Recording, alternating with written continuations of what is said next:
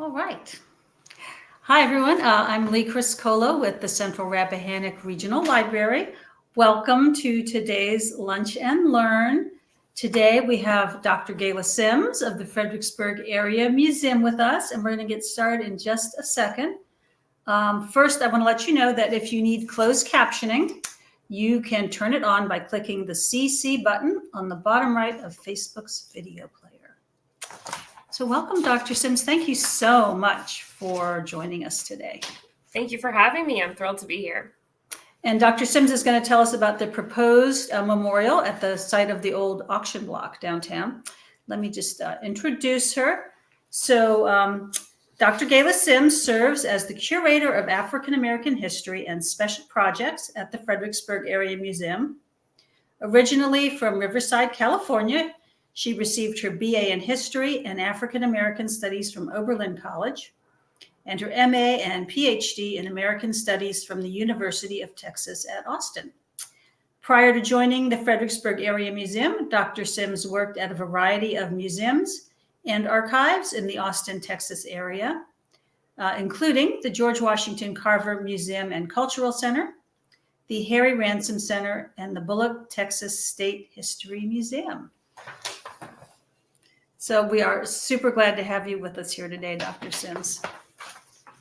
I am going to, if anyone has comments or questions, you can put them in the little Facebook comment thing. And there is also a phone number and 2 emails that I'm going to post in the comments right now, where you can leave your thoughts and comments about the project. So let me do that now.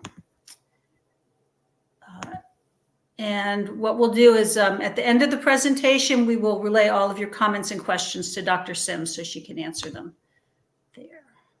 Let's see if I can get this to post. Well, I'll work on that. And Dr. Sims, you can just go ahead and get started. Thank you so much, Lee. Thank you so much to the Central Rappahannock Regional Library for having me today. Anyone who knows me knows how much I love and appreciate libraries. So it is a real thrill to get to be here and getting to kind of collaborate with our local library. So thank you all for being here today and for joining us. After a lot of consideration and research and many, many conversations, the Auction Block Work Group has developed a proposed plan for the Auction Block site, and I am very honored and excited to get to share that plan with all of you today. I do want to preface this by saying that this is just an idea, that we welcome input from all of you, and that anything we end up doing will only be implemented after many more conversations with our community. It is also important to mention that this plan was not developed in a vacuum. I acknowledge all of the work that had already been done on this topic well before I came to town, and I want you to know that this plan is heavily influenced by and incorporates the reports issued by the International Coalition of Sites of Conscience and the Plan for Remembering and Interpreting the Auction Block Site, developed by the work group overseen by the Memorials Advisory Commission between October 19th and January 2020. This plan is the culmination of the efforts of so many, and we recognize and appreciate the work that so many have already done to get us to this point. I want to begin this presentation by summarizing how we got here and what we're talking about when we refer to the auction block. Next slide, please. The auction block, often referred to as the slave block, slave auction block, and the block, was installed at the corner of William and Charles Streets in downtown Fredericksburg around 1843. That's when the adjacent hotel, variously known as the Planters Hotel, the United States Hotel, Charters Hotel, and Sanford's Hotel, was built. While no definitive evidence has been recovered that specifies the exact function of the block, some speculate it originated as a carriage step, and the large hole visible at its center indicates that it might have at one point served as a signpost. Most people in Fredericksburg believe that enslaved people stood on it during sales, as at other documented sites of sales throughout the United States. There were at least 20 documented sales of enslaved people that took place on this corner from 1847 to 1862, involving more than 300 enslaved individuals overall. And in this image, you can see the auction block as it was when it was on the street, as well as one of the advertisements that we found calling for the sale of enslaved people. We also know that hiring took place at this corner. Enslavers would rent out enslaved workers to other people for a set amount of time, collecting payment in exchange for the use of enslaved labor. There is also at least one documented reference to the auction of land at this same site. Next slide, please. The auction block continued to stand at the corner of William and Charles Streets in downtown Fredericksburg until June 2020. It had long been the subject of debate, with community members advocating for its removal throughout the 20th century. In 2017, following the violent Unite the Right rally in Charlottesville, Virginia, discussions surrounding its relocation finally gained traction. City Council member Charlie Fry Jr., now Vice Mayor, brought a vote to his fellow council members to relocate the block in August 2017. And though they voted 6-1 to leave it where it was, with Councilor Fry the only vote for removal, they initiated a citywide conversation about the block and representation of African American history in the city, led by the International Coalition of Sites of Conscience.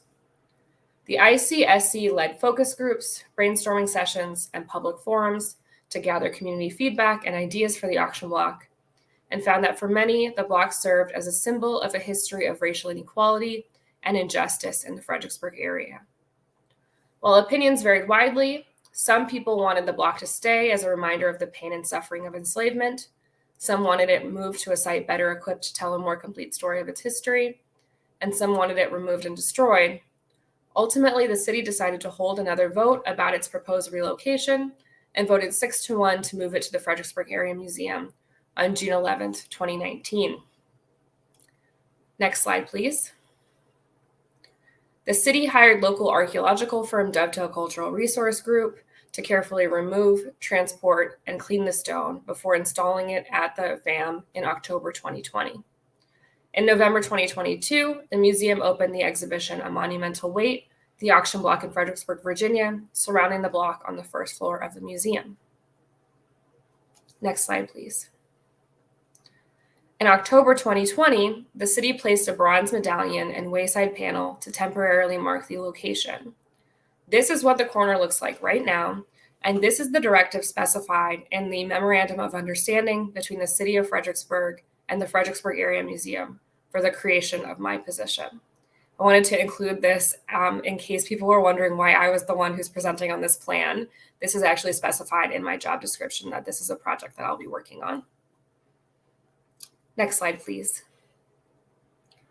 When I arrived in Fredericksburg last summer and started thinking about what to do at the auction block corner, I was initially thinking about something tall and minimalist, something like this Ottolei sculpture that you see on the left here, or something raised off the ground like the Sankofa sculpture at William and Mary. I was thinking about the tightness of the corner, about how we could fit a public art piece in that small space. But as I researched and talked with people, I realized that we couldn't just put a public art piece there without context, that interpretive text would be a key aspect of this project.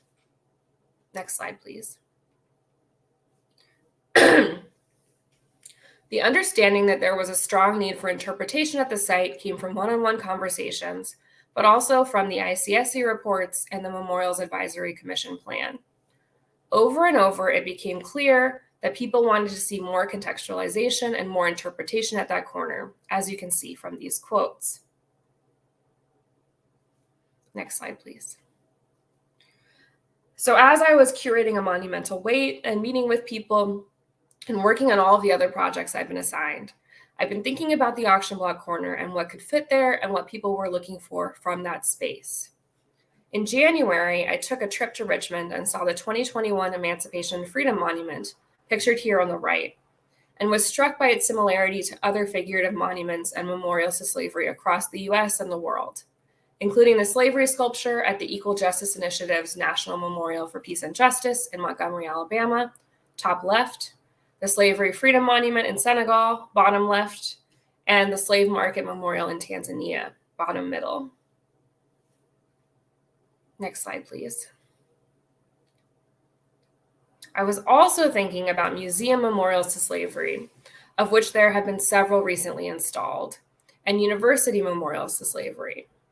For museums, there's the Whitney Plantation in Wallace, Louisiana, which has several memorials on site. And I wrote my master's on the Whitney, so I'm really familiar with this space. As you can see here, there are many different memorials at the Whitney Plantation Museum, adopting different themes, from the one on the left, the Field of Angels, the one in the middle, titled Sculpture to Emancipation, and the one on the right, called the Wall of Honor, dedicated to the hundreds of people enslaved on the Whitney Plantation itself. Next slide, please. The Whitney also includes this large memorial, named after famed Louisiana historian Gwendolyn Midlow Hall, which features the names of the 107,000 people enslaved in Louisiana, recorded in the database Dr. Hall created in the 1980s. Next slide, please. This memorial adopts a similar structure as other museum memorials, including the very recently opened contemplative site at Monticello, which you can see in the top right, which was in turn inspired by the exhibition Slavery at Jefferson's Monticello, Paradox of Liberty, which you can see in the bottom left. The museum trend of commemorating enslaved people with walls of names can also be seen at the Georgian House Museum in Bristol on the left, Oak Alley Plantation in Louisiana, bottom right, and the Owens Thomas House in Savannah, Georgia, bottom middle. If you're interested in seeing more places that have walls of names, I'm happy to send you some more information if you want to email me. And I can also share this slideshow in case people want to look more closely at the images I'm showing. Next slide, please. This practice, the Wall of Names, is part of a larger memorialization practice, most famously rendered in Maya Lin's Vietnam Veterans Memorial, which you can see on the left here, but also adopted in memorials to the Holocaust, as seen here at the U.S. Holocaust Memorial Museum on the right. I think walls of names are effective and evocative, but I also believe walls of names must always be paired with interpretive text, going back to the beginning of this presentation. Next slide, please. So you might be wondering why I'm telling you all of this or showing you all of these images.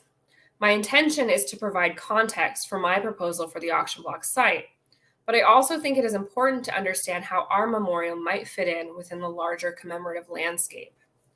We want to do something that fits within this larger context, but is unique and explicitly rooted in Fredericksburg. And so now I'd like to share our vision for the corner of William and Charles. For the auction block site, we propose that we take up portions of the blocks leading up to the corner at William and Charles. We're currently thinking we'll take about 100 feet in each direction, although that will ultimately be up to the designers. And you can see in this image, there's two streets, William and Charles, leading up to the intersection at William and Charles. Next slide, please. On that same January trip to Richmond, I also walked across the T. Tyler Potterfield Memorial Bridge, which you can see here on the right. Embedded in the bridge are quotes related to the Civil War in Richmond, which I really loved. For the auction block site, we propose that we embed text blocks into the sidewalk on either side. The text blocks would be a mixture of quotations, interpretive text, and images in the style of the Richmond Bridge or something like these other two options that you can see on your screen. Next slide, please. Quotations would include excerpts from slave narratives from Virginia, including John M. Washington's Memories of the Past and Works Progress Administration narratives, recorded as part of FDR's New Deal. The point of these quotations is to show how enslaved people actually experienced sales, either as witnesses or as those being bought and sold. Next slide, please. We could also include quotes from the ICSC reports and community member remembrances of the block, similar to the community wall in the Monumental Weight exhibition. Next slide, please.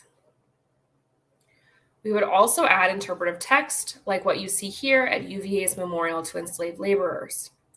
They have a timeline of enslavement at UVA embedded in their memorial, and I propose a similar practice with Fredericksburg's auction block site.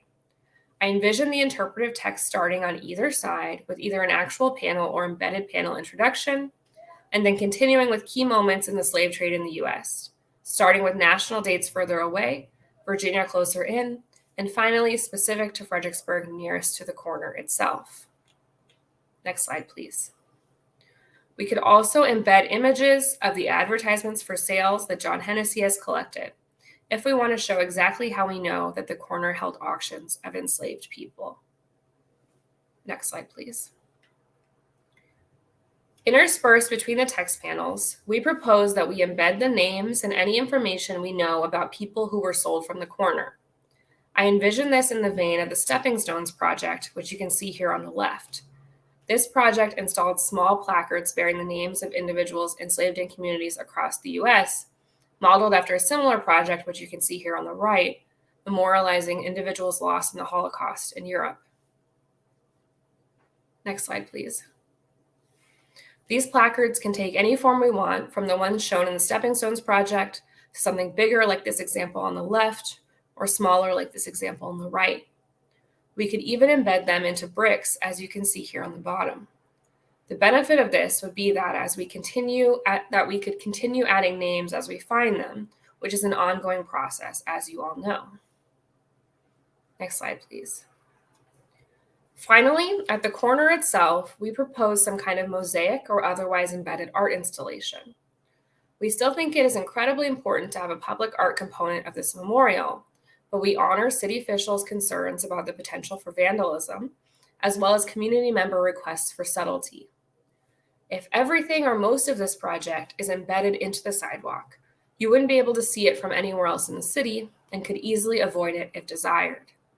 However, if you're on that sidewalk, if you're a tourist walking through the city, you'll kind of have to engage with it, which I think is what some people actually appreciated about the auction block when it was still on the street, and what they were looking for during the ICSC discussions. These are some examples of mosaics, but it could take any form and could also incorporate some of those motifs we have been discussing, like hands or birds or Adinkra symbols like the Sankofa, which we saw in other memorials earlier. Next slide, please. Finally, we would like to include a light element. When I talked with Professor Lewis Nelson from UVA, he mentioned that it will be important to think about this project at different times of day. We propose that we embed a light underneath the circle where the block used to be, which you can see pictured in this image of Vice Mayor Fry and Mayor Greenlaw.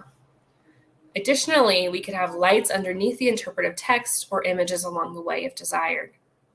But we will definitely plan for some way to illuminate the installation for those experiencing it after dark. We will also plan for accessibility, utilizing materials that won't be slippery or otherwise impede people's ability to walk comfortably down the street. Next slide, please. This proposal takes into account many of the things people expressed wanting in the ICSC reports and Memorials Advisory Commission plan, including contextualization and interpretation. People want to learn more from this site, and while they can certainly come into the museum to see the monumental weight exhibit and the physical auction block, we can also offer them that chance to learn on the street. We can embed primary sources, allowing enslaved people to speak for themselves, providing that connection to actual people that is so important when interpreting the history of enslavement. We can add names so that we can think about the actual individuals impacted by this corner, and we have the option of continuing to add, making this a dynamic, ever-evolving project. We have the public art element, making this a beautiful and contemplative space, and we could even upgrade the bench that is already there to allow people to sit and reflect on the site. But the whole thing is subtle and quiet, allowing people who are not interested in engaging to opt out. I've been doing some research, and I don't think anything like this exists anywhere else. There are memorials at museums and at universities, and some cities have monuments, usually of figures, as I've shown. I agree with members of the African American community that we should steer away from figures. I'm happy to be corrected if I am wrong, but I don't think there is any other city-developed, city-funded, city-installed memorial to enslavement in the US that would combine names and public art and interpretive text like this one could. I believe this is an incredible opportunity for Fredericksburg to do something unique and thoughtfully rendered and engaging, and I think this idea could be the one to fulfill what the community has asked for regarding this space. Next slide, please. The Auction Block Work Group has developed a loose plan for the implementation of this project. The first step is presentations and community feedback. In addition to presenting this plan with all of you today, I presented at City Council in August and will be presenting to the Architectural Review Board and Fredericksburg Arts Commission later this month and in person at the Fredericksburg Area Museum on October 5th. Our plan is to write and release a request for proposals from teams to design and execute the actual project. I've spoken to many different people involved with the development of memorial projects in Virginia, including representatives from UVA and William & Mary. Our plan is to create a very carefully worded RFP for teams to include project managers, artists, designers, and architects. We will not specify who has to be on the team, but we will provide ideas for inclusion on the teams. We hope to release the finalized RFP in January 2024. This presentation has been recorded and will be available on the FAM and City websites, so you will be able to share with friends and family who are not able to watch live today. There are a few different ways you can provide feedback on this proposed plan. You can share them today in the comments or by submitting a question. You can email or call the numbers and the emails on your screen, or you can come to the public presentation at the museum in October.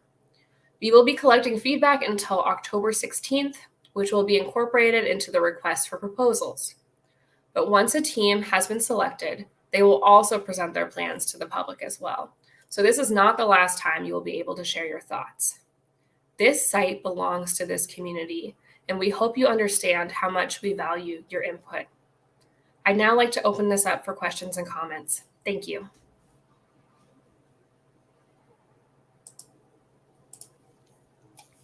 Thank you, Dr. Sims. That was wonderful.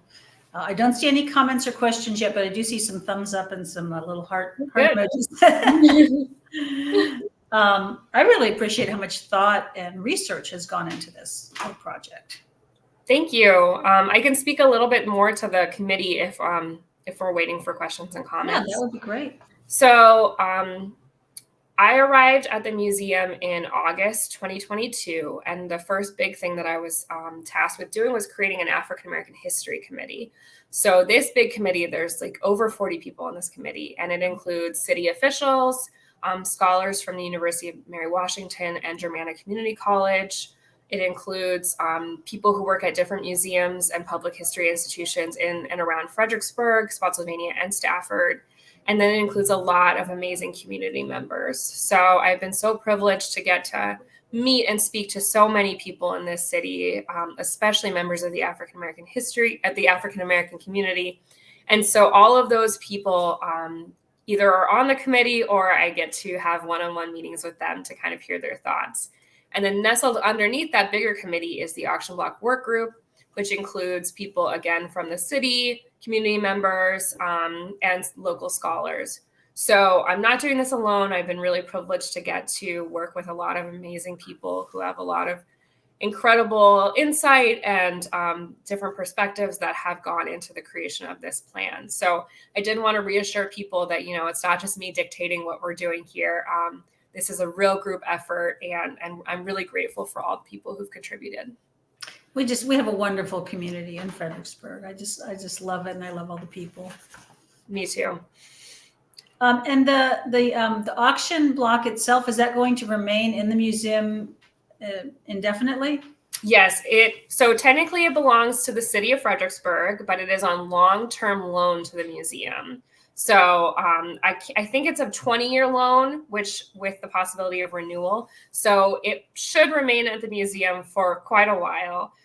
The exhibition that surrounds the auction block right now is a monumental weight, which opened in November.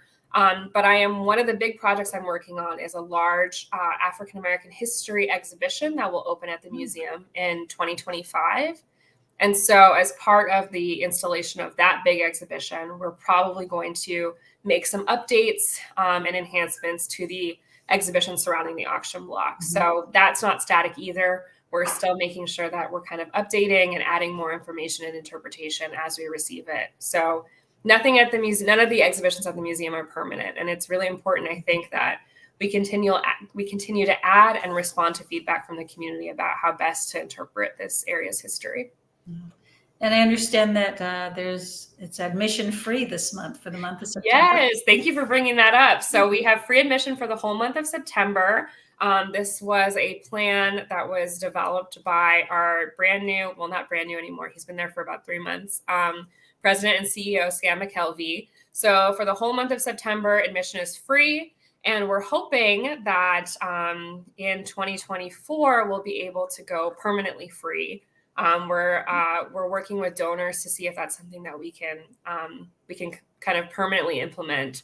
But it's been such a pleasure to get to see all of the folks who are coming into the museum.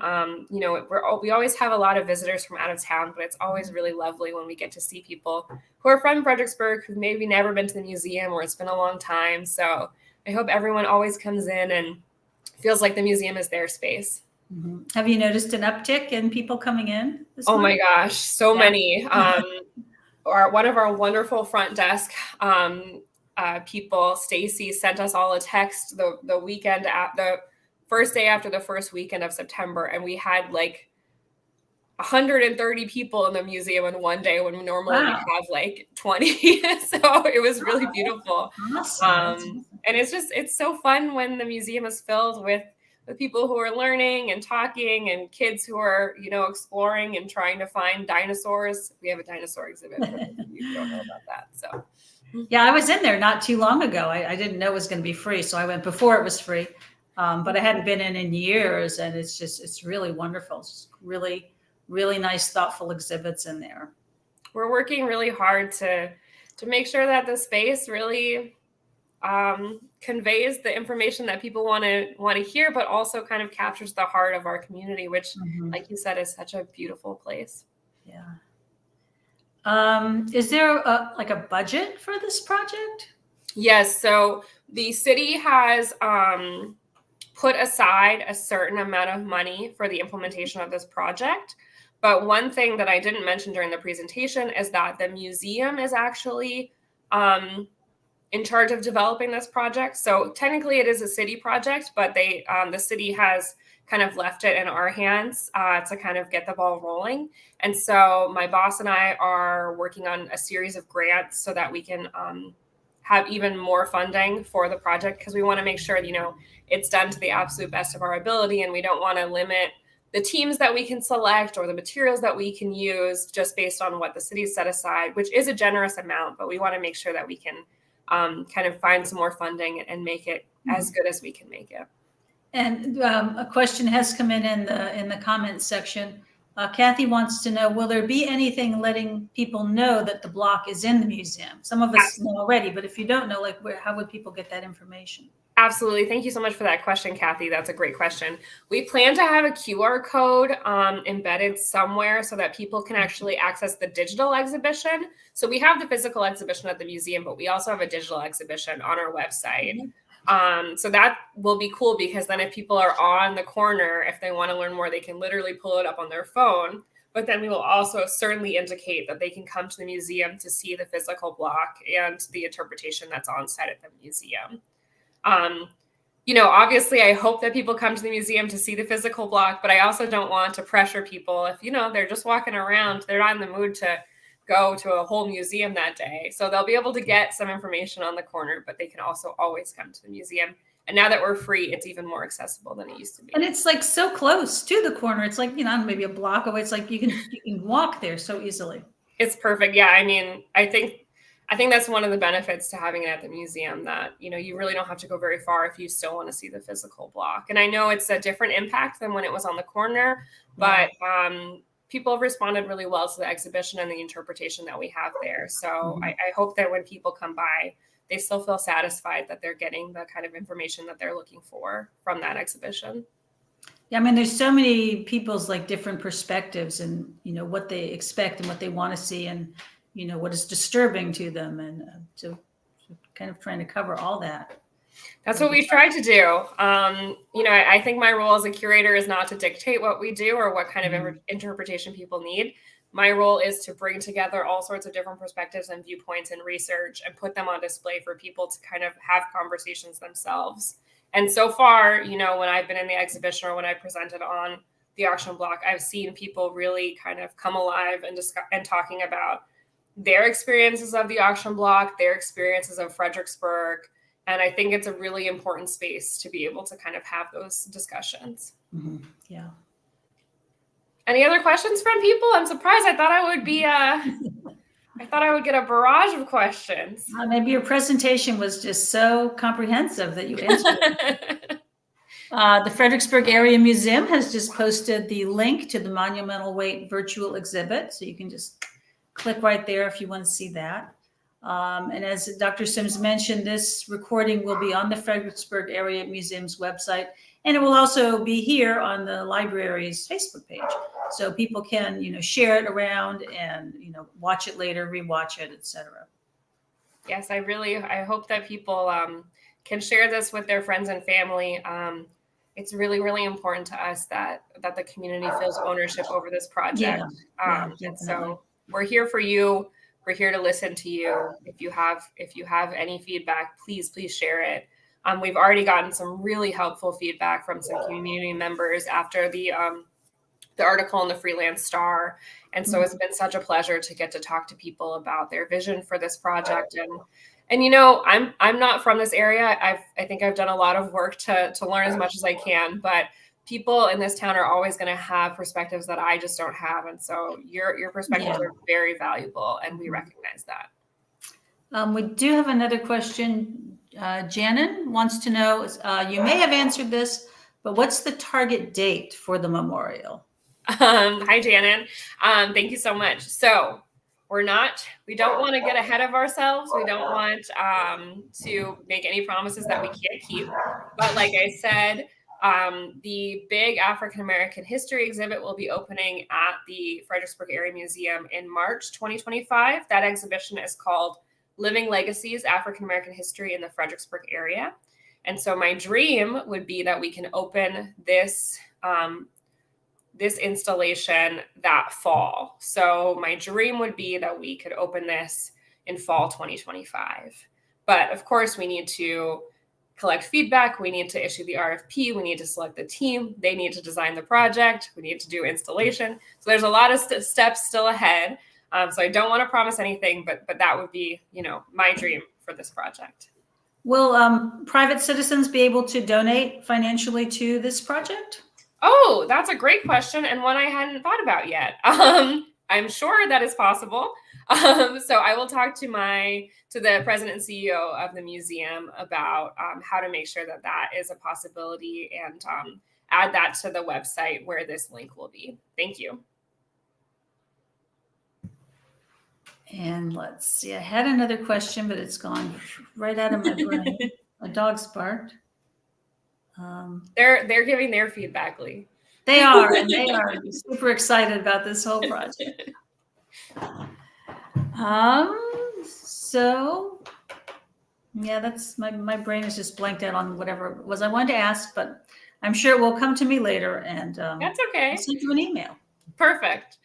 I'm trying to think if there's anything else that, so for the request for proposals, we're hoping to issue that the first week of January, so in 2024, and we would love if people will share that RFP really widely. So there are some firms that have been involved in the installation of memorials to slavery at other sites in Virginia, like the one at UVA, the one at Monticello, and the one at William and Mary. And so we're going to make sure that we get the RFP to those firms. I also personally know a lot of African-American artists who I would love to kind of submit proposals. So I'm going to make sure that they get the RFP. But if community members know artists, designers, architects that they think might want to submit a proposal, I hope that they'll be willing to share that RFP with them, because we really want to make sure it gets out there, and that lots of different kinds of people are coming across it, so that they can submit their proposal if they'd like to. So there will be a dedicated part of the Fredericksburg Area Museum and the city website where people can access that RFP once it's been issued, and then share it. Okay.